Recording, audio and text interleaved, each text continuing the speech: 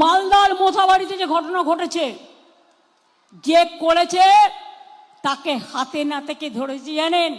আমাদের সিআইডি, অর্থাৎ local police নয়, বাগডোগরা দিয়ে পালাচ্ছিল, মুম্বাই থেকে এসছিল, মুম্বাই থেকে বিজেপি ধার করে ওই মিমকে নিয়ে এসছে। আইএসএফ ওদের সাথে, কংগ্রেসেরও উস্কানি আছে আর বিজেপিরও উস্কানি আছে। ভাবুন একবার, রং বদলাতে পর্যন্ত সময় লাগলো না, মমতা ব্যানার্জি তো সেকেন্ডের মধ্যে রং পাল্টে নিলেন। ভাই আমি নিজেও ভাবতে পারি না এই মমতা ব্যানার্জি মুসলিমের রাজনীতি করে থাকেন না, মুসলিম সম্প্রদায়, নামাজ তোষণ সব মমতা ব্যানার্জির সঙ্গে যায়, কিন্তু আজকে দিদি আপনি আপনার মঞ্চের লোককে এইভাবে যে মুরগি বানিয়ে দেবেন, এটা তো আনএক্সপেক্টেড ছিল। মানে বলতে পারেন বলি কা বকরা করা হলো। যে মোফাক্কেরুল ইসলামের ছবি আপনারা দেখলেন এক্ষুনি, আমি ভিডিওতে দেখালাম, এটি ফাঁস করেছেন শুভেন্দু অধিকারীও এবং শ্রমিক ভট্টাচার্যও বেশ কিছু ফটো সামনে এনেছেন, যেখানে মমতা ব্যানার্জির সভা মঞ্চে এই মোফাক্কেরুল ইসলামকেই দেখা যাচ্ছে, কল্যাণ বন্দ্যোপাধ্যায়ের পাশে এই মোফাক্কেরুল ইসলামকেই দেখা যাচ্ছে। অর্থাৎ তৃণমূল কংগ্রেসের সাথে মোফাক্কেরুল ইসলামের যে কতটা ঘনিষ্ঠ সম্পর্ক ছিল তা এই ফটোর মাধ্যমেই আপনারা বুঝতে পারছেন। দুটি মুরগি করা হয়েছে, দুটি মুরগি। একটা হচ্ছে মোফাক্কেরুল ইসলাম, ইনি দোষী, ডেফিনেটলি উস্কানিমূলক বক্তব্য রেখেছেন এবং এসপি ডিএমদেরকে বলেছেন তোরা চলে আয়, এইরকমভাবে আইন হাতে নেওয়া যায় না, ইনি দোষী। কিন্তু মমতা ব্যানার্জি কী করলেন? ওনাকে মাস্টার মাইন্ড বানিয়ে দিলেন। ভাই এনআইএ তদন্তে নেমেছে, সেখানে মাস্টার মাইন্ড আপনি বলছেন ওপেন মুখ্যমন্ত্রী পদে, মুখ্যমন্ত্রী বলছেন যে এই মাস্টার মাইন্ড, একে সিআইডি অ্যারেস্ট করেছে মোফাক্কেরুল ইসলাম, আর এই হচ্ছে মালদার ঘটনার মাস্টার মাইন্ড। তাহলে এনআইএ তদন্তে যদি জানা যায় অলরেডি অ্যারেস্ট হয়ে গেছেন মাস্টার মাইন্ড, মানে কি ইম্প্যাক্ট পড়বে আর কতটা ভয়ঙ্কর ধারা লাগতে পারে আপনারা বুঝতে পারছেন? মানে 7 জন বিচারকদেরকে অ্যারেস্ট করানোর মাস্টার মাইন্ড হচ্ছেন মোফাক্কেরুল ইসলাম। এনার তো জীবন বরবাদ করে দিলেন আপনি। কি না তো তৃণমূল কংগ্রেসেরই সমর্থক ছিলেন বলে, মানে এটা কি করে সম্ভব? আমি মানলাম 2021-এ এমআইএম এর হয়ে প্রার্থী হয়েছিলেন, সেটা তো ভাই সাপোর্ট তো টিএমসিকেই করতেন, প্রচারে তো তৃণমূল কংগ্রেসেরই বেরিয়েছিলেন। সব থেকে বড় কথা হচ্ছে একজন ইউটিউবার ওনার সাথেই ছিলেন, ইনসাফ বাংলা, আপনারা অনেকেই হয়তো চিনবেন। তো এই ইনসাফ বাংলা ইউটিউবার, ইউটিউব চ্যানেলটির নাম, যিনি ভিডিওটি করতেন তার নাম হচ্ছে একরামুল বাগানি। উনি তো 100% সাপোর্টার হচ্ছেন তৃণমূল কংগ্রেসের, মানে টিএমসি ছাড়া কিছু বোঝেন না। এমনকি হুমায়ুন কবিরকে পর্যন্ত উনি গালাগাল দিয়েছিলেন যে অ্যাটলিস্ট যাতে মুসলিম ভোটটা যেন ভাগ না হয়ে যায়, মানে প্রো টিএমসি, ভক্ত টিএমসির পুরোপুরি ভক্ত বলতে পারেন।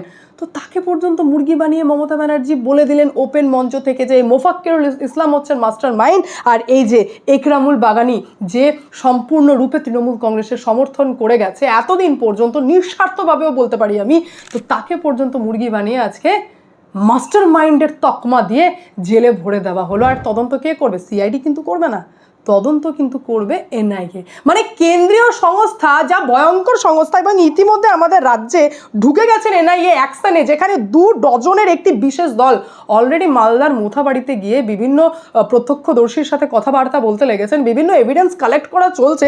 আর সেখানে দায়িত্বে রয়েছেন আইজি সোনিয়া সিং, আরও মারাত্মক অফিসার। তো সেই জায়গায় মোফাক্কেরুল ইসলামকে এইভাবে মমতা ব্যানার্জি ফাঁসিয়ে দিয়ে মাস্টার মাইন্ড বলে নিজের হাতটাকে এইভাবে ঝেড়ে দিলেন, এ তো ভয়ঙ্কর ঘটনা। আপনারা জানেন এই মোথাবাড়ির এমএলএ যিনি রয়েছেন সাবিনা ইয়াসমিন, ওনার নাম পর্যন্ত এসেছিল।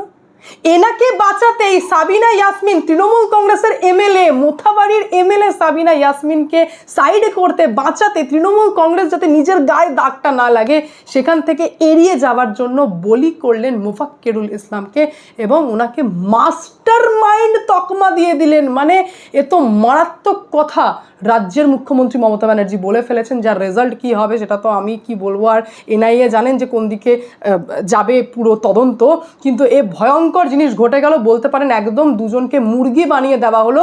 হতে গেছিলেন দুটো ডায়লগ মেরে নেতা, আর মোফাক্কেরুল ইসলামকে মাস্টার মাইন্ড বলে এত বড় বিশ্বাসঘাতকতা আমি নিজেই ভাবতে পারছি না।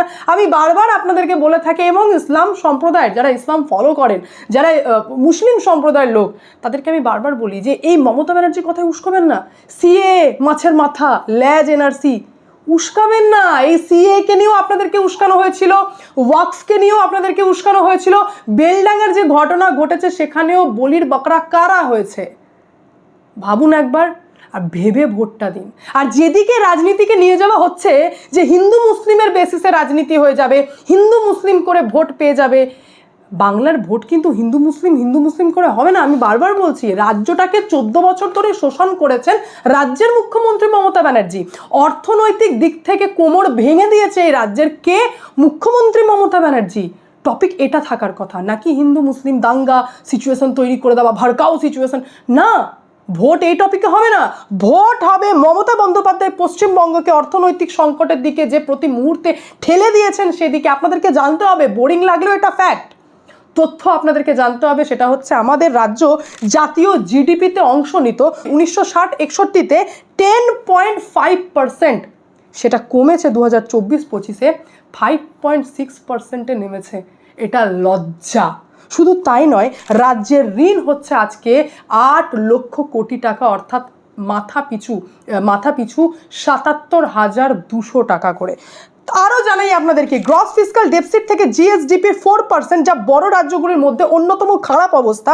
শুধু তাই নয়, এই যে বাজেট ব্যয় করতে হয়, অ্যালট হয় বাজেট, ব্যয় করতে হয় সেই টাকাটা, তো অবাক হয়ে যাবেন যে বাজেটের টাকা পর্যন্ত সঠিকভাবে মমতা ব্যানার্জি বরাদ্দ করার পর ব্যবহার করতে পারতেন না। এটাও কিন্তু সরকারের ব্যর্থতা। 2024-25-এর যদি আমি ডেটা দিই আপনাদেরকে, 3.36 লক্ষ কোটি টাকা অ্যালট হয়েছিল, সেখানে খরচ করেছেন মাত্র 3.07 লক্ষ কোটি টাকা। লজ্জাজনক ব্যাপার, একজন সরকার জানেন না যে এই বাজেট কী করে ইউজ করতে হয়। 2025-26-এ যেটা 3.74 লক্ষ কোটি টাকা অ্যালট হয়েছিল, ইউজ করেছেন মাত্র 3.46 লক্ষ কোটি টাকা। তার মানে বাকি যে টাকাটা বাঁচছে সেটা কিন্তু বাতিল হয়ে গেল, মানে বাদ হয়ে গেল, রাজ্য সরকার ইউজই করতে পারলো না।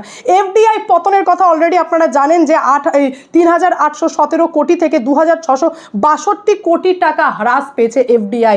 ফরেন ইনভেস্টমেন্ট যারা হয়ে থাকে সেটা 30% আমাদের রাজ্য থেকে মানে হ্রাস করে গেছে। 7,000 কোম্পানি 2011 সাল থেকে এখনো পর্যন্ত 2025 যদি আমি বলে থাকি ডেডলাইন, তো প্রায় 7,000 কোম্পানি উঠে চলে গেছে। নতুন একটি আইন এনেছিলেন মমতা ব্যানার্জি, এই সমস্ত কাজই করে থাকেন। The revocation of West Bengal incentive scheme and obligations in the nature of grants and incentive act 2025, এমন এক আইন যে আইন 1993 থেকে যত ফেসিলিটিস গভর্নমেন্ট দিয়েছে কোম্পানিগুলোকে এখানে রাজ্যে ব্যবসা করার জন্য, তার সমস্ত ফেসিলিটিস তুলে নিয়েছেন, যার জন্য কোম্পানিগুলো বলছেন থাক ভাই আমি চললাম, এই রাজ্যে ব্যবসা করার দরকারই নেই। যে কোম্পানি ছিল সে উঠে পালাচ্ছে, তার মানে তাকে দেখে অন্য কোম্পানি আসার কোনো চান্সই নেই। শুধু তাই নয়, 30 লক্ষ এমএসএমই চাকরি হারানো। 2015 থেকে 2023 সালের মধ্যে 18,450টি আনুষ্ঠানিক সংস্থা বন্ধ হয়ে গেছে, এটা আমাদের রাজ্যে হয়েছে। সিঙ্গুর জমিকে নিয়ে মমতা ব্যানার্জি এত কথা বলেন, আজ সেই সিঙ্গুরের জমির মালিকরা এমনিতেই সংকটে রয়েছেন, কারণ না হয়েছে সেখানে কারখানা, আর না সেই জমির দিকে তাকিয়ে মমতা ব্যানার্জি ওটাকে কৃষিযোগ্য জায়গায় ফিরিয়ে এনেছেন, মানে জায়গাটা পুরোপুরি বরবাদ করেছেন। গ্র্যাজুয়েট বেকার 47.6%, আর ডিপ্লোমাধারী বেকার সেটা হচ্ছে 31.3%। মেসি কাণ্ড, যা আপনাদেরকে দুর্নীতির কথা এবং প্রশাসনিক ব্যর্থতার কথা মনে করায় অভয়াকাণ্ড, আমি আর ঘাটছি না, কারণ রিসেন্ট যেগুলো ঘটেছে সেগুলো আপনারা ভালি খুব ভালোভাবে আপনারা জানেন, তো আমি একই জিনিস ঘাটবো না। কিন্তু টপিক এতগুলো আছে, হিন্দু মুসলিম টপিক নেই। মোফাক্কেরুল ইসলাম মোথাবাড়ি ঘটনা তো অত্যন্ত নিন্দনীয়, এবং মমতা ব্যানার্জি যেভাবে মুরগি করে মাস্টার মাইন্ড বলেছেন তাতে ওনার ভবিষ্যৎ মোটামুটি চপাট, সে বিষয়ে কোনো সন্দেহ নেই। কিন্তু ভোট বেঙ্গলকে বাকি যে বিষয়গুলি মমতা ব্যানার্জি তুলছেন না, সেই বিষয়ের দিকেও আপনাদেরকে তাকাতে হবে। রাজ্যের দিনের পর দিন অবনতি এবং বেকারত্বের পরিমাণ এতটা বেড়েছে আমাদের রাজ্যে, সেই দিকে তাকিয়েও আপনাদেরকে ভোট দিতে হবে। নারী নিরাপত্তা সুরক্ষা নিয়ে আমি খোদ নারী হয়ে আর বললাম না, সেটা আপনারা খুব ভালোভাবেই জানেন। বাকি পুরো বিষয় নিয়ে আপনাদের কি মন্তব্য অতি অবশ্যই কমেন্টের মাধ্যমে জানাবেন। আমি এখানে এন্ড করবো, দেখা হচ্ছে নেক্সট ভিডিওতে। ভালো থাকবেন, সুস্থ থাকবেন, সঙ্গে অদ্বিতীয় চ্যানেলকে অতি অবশ্যই সাবস্ক্রাইব করবেন, কারণ একটাই, যা হবে স্পষ্ট হবে।